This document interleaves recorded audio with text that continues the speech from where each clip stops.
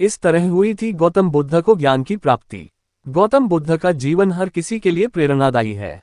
गौतम बुद्ध बौद्ध धर्म के प्रवर्तक थे। इनका जन्म 483 ईस्वी पूर्व तथा महापरिनिर्वाण 563 ईस्वी पूर्व में था।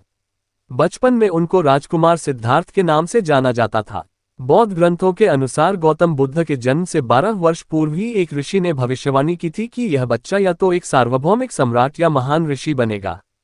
35 वर्ष की आयु में उन्हें ज्ञान की प्राप्ति हुई थी। वह संसार का मोह त्याग कर तपस्वी बन गए थे और परम ज्ञान की खोज में चले गए थे।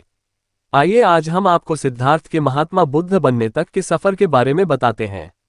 जन्मकाल। बुद्ध का गोत्र गौतम था। बुद्ध का वास्तविक नाम सिद्धार्थ गौतम था।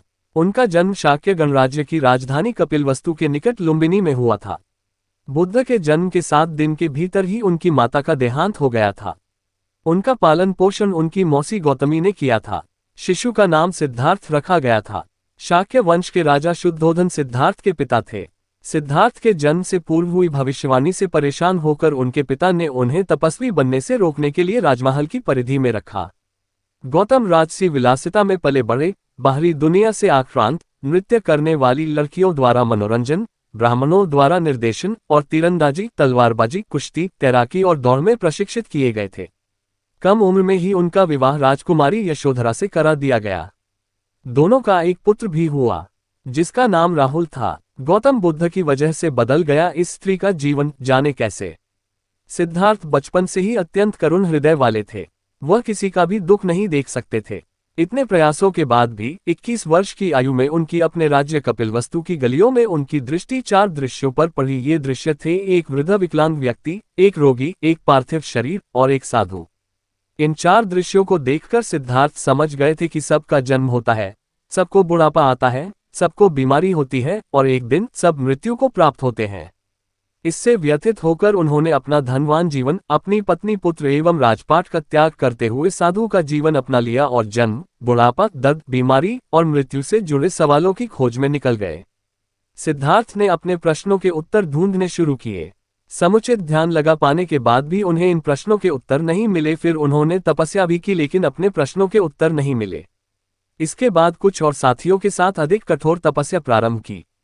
ऐसे करते हुए 6 वर्ष व्यतीत हो गए।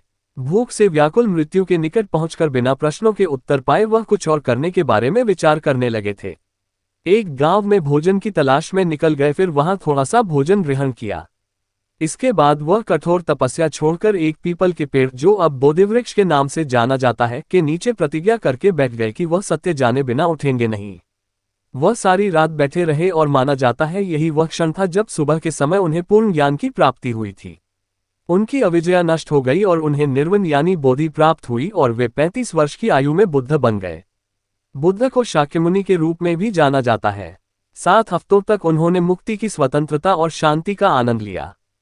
प्रारंभ में तो वह अपने बोधि के बारे में दूसरों को ज्ञान नहीं देना चाहते थे।